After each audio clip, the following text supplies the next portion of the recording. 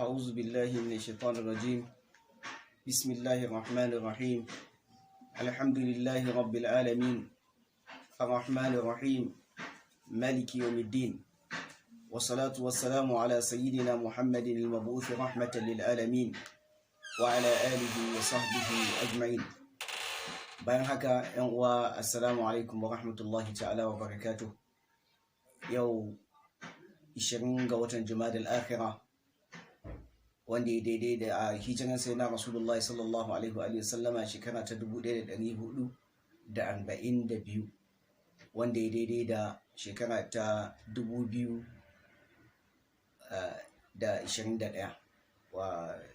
wata na biyu a February kenan, miladiyan Annabi Isa alaihi salam. Yau 2 ga wata.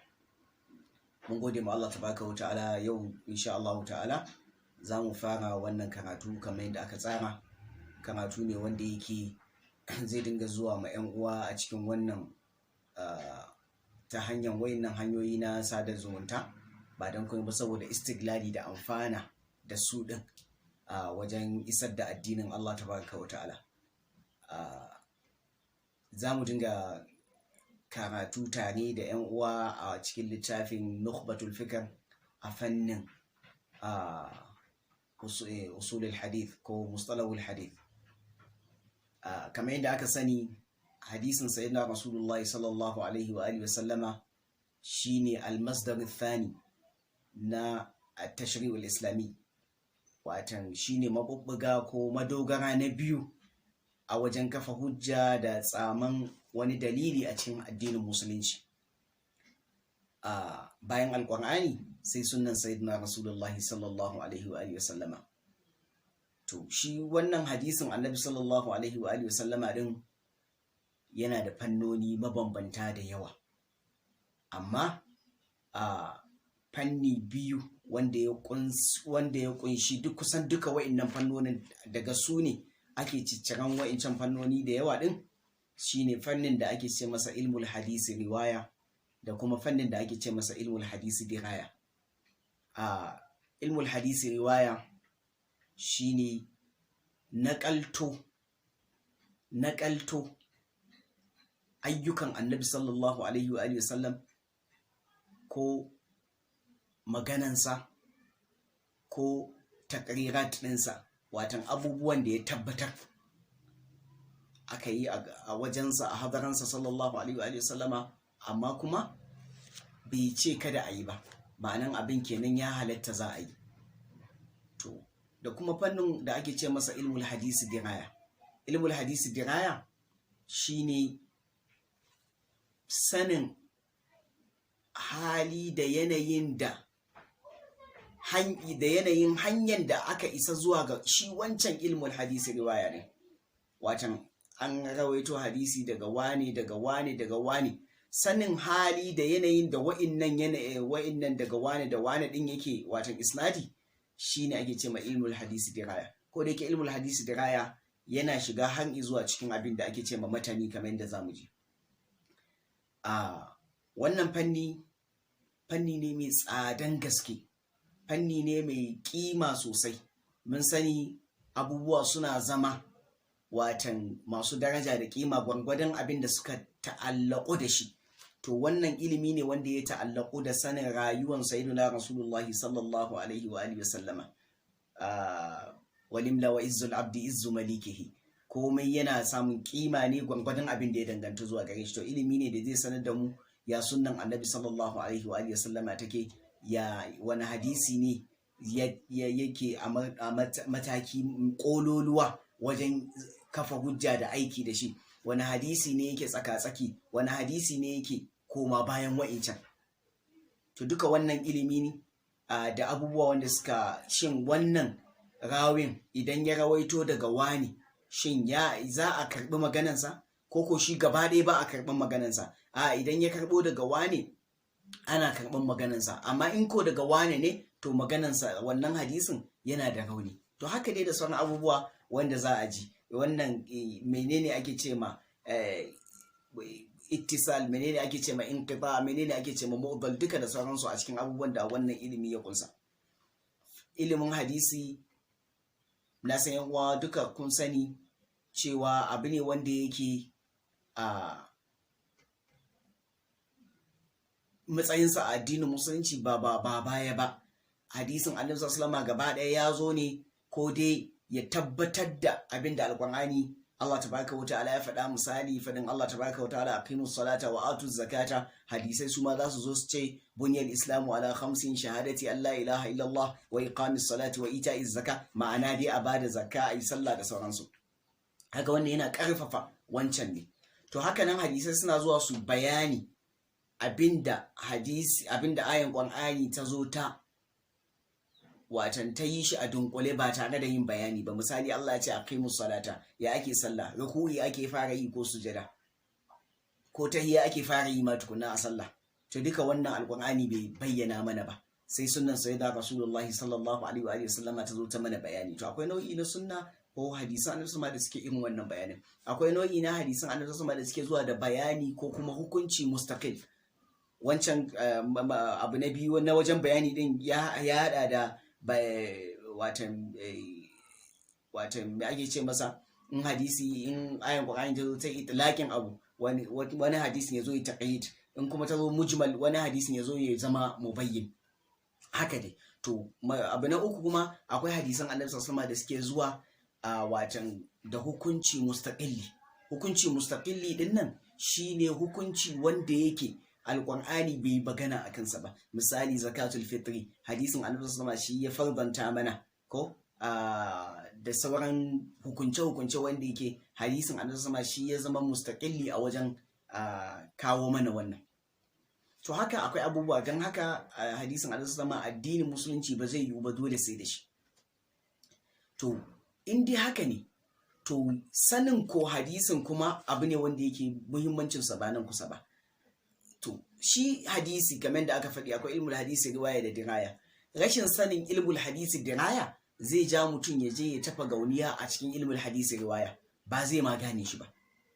Mujarradin a fassara maka baki kaza baya nufin sanin ilimin hadisi. Dole sai an hada da wannan ilimin da ake cewa ilmin mustalahil hadith.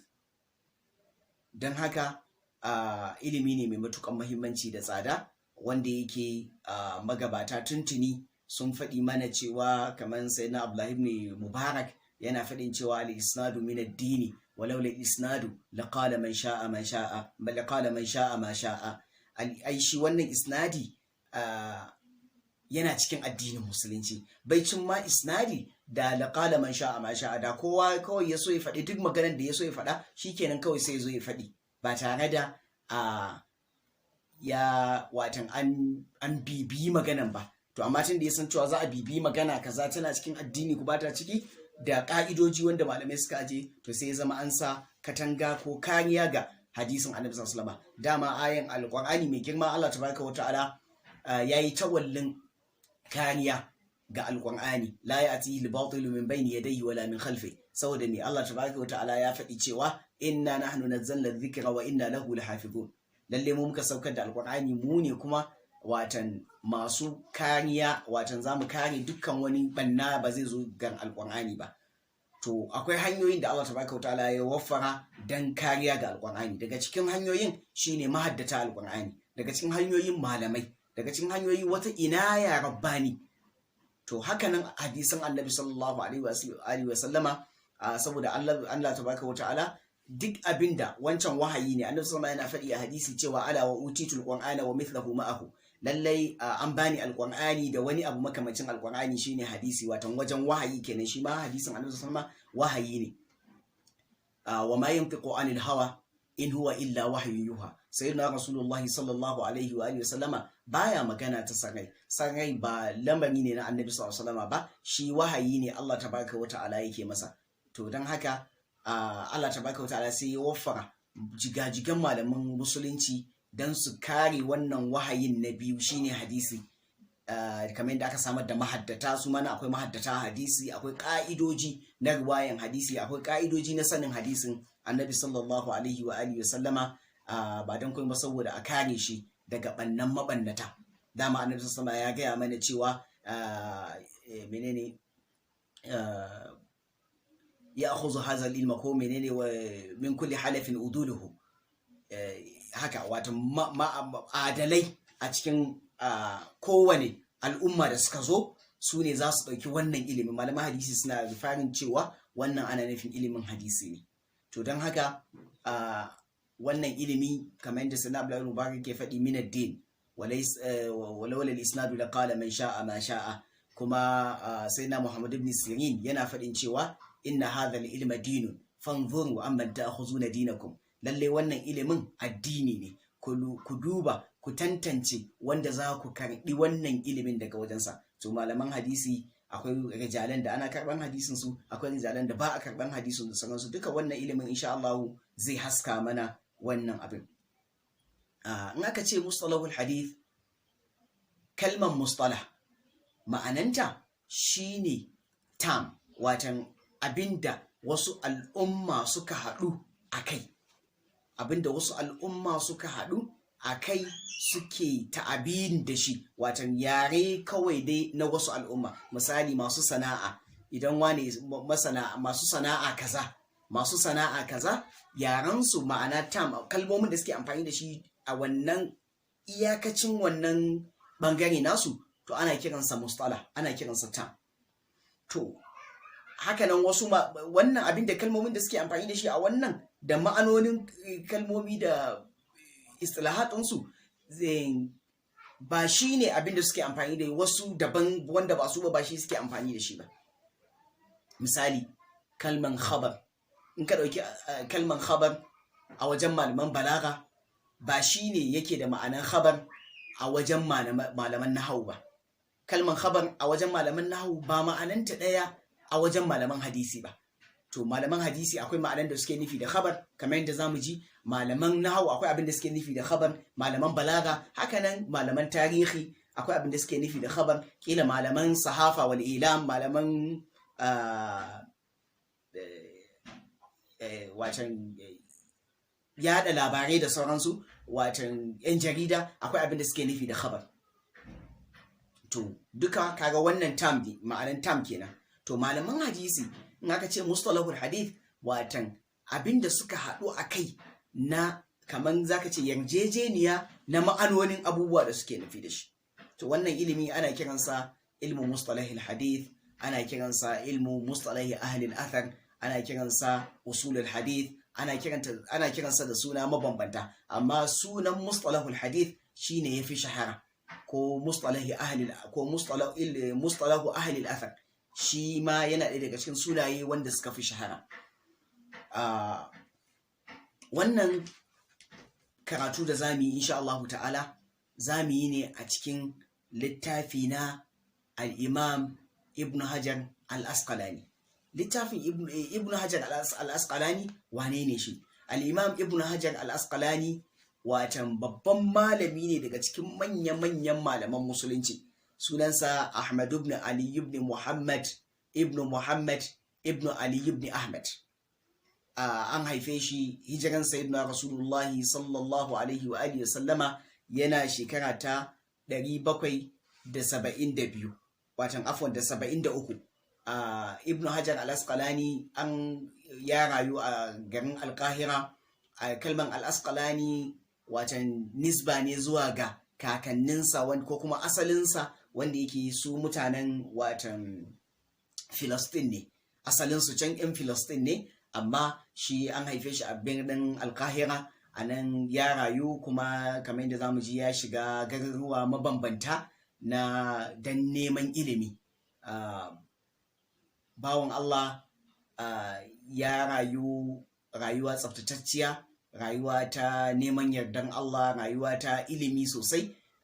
Malamai suna faɗin cewa yana ɗaya daga cikin wa'inda idan aka fi ambaci hadisin annabi sallallahu alaihi wa sallama, ko a ce ka kirga malamai 5 ko 3 kila a cikin ilimin hadisi wanda suka ba hadisi gudunmuwa, to lallai Ibn Hajar al-Asqalani ya kamata ya zama yana cikin haka.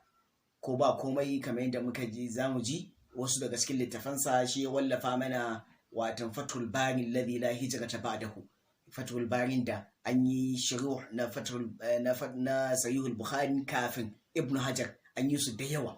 An yi shuruh a zamanin Ibn Hajar din, an yi shuruh da yawa bayan Ibn Hajar, amma kuma malamai suke faɗin cewa la hijrata ba'da al-fati walakin jihadun waniya, watan babu wani abu da za a kawo sabo wanda yake ya ɗaramma abinda Ibn Hajar ya yi a cikin Fathul Bari. Ko da mutum ya yi wani abu to dole zai ya dogara ma da Ibn Hajar din a wajen watan sharhin Sahihul Bukhari. Allah ya ƙara masa yadda. Ba ya rayu da malamai suna faɗin cewa shi Ibn Hajar yana da wani abu watan a zamaninsa ya rayu, ya shiga Filistin, ya shiga Makka da Madina da Yaman da wasu ƙasashe. Shi malamansa kusan duk wani malami da ya fi shahara a fanni kaza to za ka tadda Ibn Hajar al-Asqalani a zamaninsa ya ɗauki wannan fannin da malamin ya fi shahara a cikinsa a wajen shi. To wannan yana ɗaya daga cikin sanin da ya sa Ibn Hajar al-Asqalani ya yi zarra a cikin fannona mabambanta. Watan duk fannin da Ibn Hajar yake magana a kansa za ka san cewa shi ɗan wannan fannin ne, ba dan koyi ba saboda ya karanci fannin a wajen ma'abota wannan fannin. Dama malamai suna maganan cewa ba za ka zo malami ba idan ya zama kawai littafai ne kai kake ɗauka juhud fardi, kawai littafai kake karantawa ba ka ɗaukan ilimi a wajen malamai. To Ibn Hajar daga cikin manyan malamansa akwai Al-Hafiz al-Iraqi, kowa ya san Al-Hafiz al-Iraqi mai Alfiyatul Hadith wanda aka yi sharhinta, shi kanshi ya yi sharhin alfiyarsa. Sannan al-Imam Sakhawi ya yi sharhin watan Fathul Maghith, ya yi sharhin watan Alfiyatul Hadith na Sayyidina Al-Hafiz al-Iraqi. Al-Hafiz Ibn Hajar al-Asqalani ya zauna wajen Al-Hafiz al-Iraqi tsawon shekara 10. Duk da watan abu da ya kamata a faɗi, Al-Hafiz Ibn Hajar ya taso yana maraya. Mahaifinsa ya rasu bayan shekara 4 da haihuwansa, ya rasu hijira na da shekara 777 kenan, wanda kuma mahaifiyarsa Al-Hafiz Ibn Hajar ta rasu kafin shi mahaifin nasu din. To haka nan Ibn Hajar ya taso ya bi malamai, ya zauna wajen Al-Hafiz al-Iraqi tsawon shekara 10 ya karatun hadisi. Ya zauna a wajen Faiz Abadi, ya yi karatun lugha. Ya zauna watan ya yi karatu wajen Ibn Jama'a. Kowa ya san Ibn Jama'a watan a'ila ce ta usra ce ta ilimi, yana ɗaya daga cikin a'ilatu Ibn Jama'a, manyan malamai ne a nan a'ilan ta fitarwa. To Ibn Jama'a shi Al-Hafiz Ibn Hajar al-Asqalani ya zauna wajensa ya yi karatu, ya karanci fiqhu, kowa ya san shi kuma a fiqhu, musamman a fiqhun Shafi'iyya. Ibn Hajar al-Asqalani ya yi karatu da yawa mabambanta. Daga cikin karatun da ya yi a wajen sa'ansa, dama malamai suna faɗin cewa karatu ba za ka zama malami ba sai ka karanta ilimi a wajen wanda yake kila na ƙasa da kai ne, sai ka ji cewa za ka karanta ilimi a wajen na ƙasa da kai da wanda yake sa'anka da wanda ma ballantana wanda ya fika.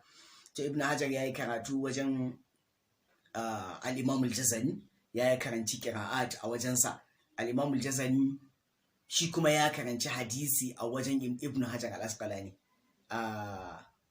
To Ibn Hajar al-Asqalani shi Imam al-Jazari a wajen qira'at babban malami ne wanda yake wani lokaci a imama suna fifita matafiyansa akan abin da ya shafi watan idan ya samu sabani da wani lokaci in ya samu sabani da al-Imam Shatibi radiyallahu anhu jami'an. Ibn Hajar al-Asqalani ya yi juhud mai yawa, ya wallafa mana littafai da yawa. Akwai Fathul Bari da aka fara magana a kansa, akwai Tahzibut Tahzib, akwai Taqribut Tahzib, duka a ilimin hadisi. Akwai Tagliqut Ta'liq na da yayi akan watan Fathul Bari akan Sahihul Bukhari din, ta'liqat na al-Imam al-Bukhari. Akwai littafai da yawa na Ibn Hajar din, Ad-Durarul Kamina, ga sunan Talkhisul Habir, duka ga sunan ilmomi mabambanta da yawa. To daga ciki ya mana wannan littafi na nukbatul fikr, ya zo yi sharhin ta nuzhatun nazar. Nukbatul fikr kamar da zamu ji insha Allah a halka na gaba, watan tatacce, watan ilmin Ibn Hajar ya kokari ya lakhasa, ya tace mana abubuwan da ake buƙatuwa zuwa gare su a ilimin hadisi na wannan fannin. Littafin dai gashi ba mai yawa bane can, to amma kuma ya kunshi abubuwa da yawa da ake bukata a cikin wannan ilimin. Gashi ba hajamunsa ba mai yawa ba, amma kuma abin da ya kunsa dama shine mafi mahimmanci, shine ya zama watan kan gaba a cikin littafai irinsa. Insha Allah ta'ala za mu dakata a nan, za mu ɗaura a karatu na gaba mai zuwa insha Allah tabaraka wa ta'ala. Muna roƙon Allah subhanahu wa ta'ala ya amfana da mu abin da muka ji, ya sa mu a cikin wayanda suke amfana da abubuwan da suke ji, kuma ya sanya wannan aiki a cikin mizanin hasanatina, innahu waliyyu dhalika wal qadiru alayh. Wa subhanaka allahumma wa bihamdik, nashhadu an la ilaha illa ant, nastaghfiruka wa natubu ilayk. Wa sallallahu wa sallim wa barik ala sayyidina Muhammadin wa ala alihi wa sahbihi ajma'in. Wassalamu alaikum.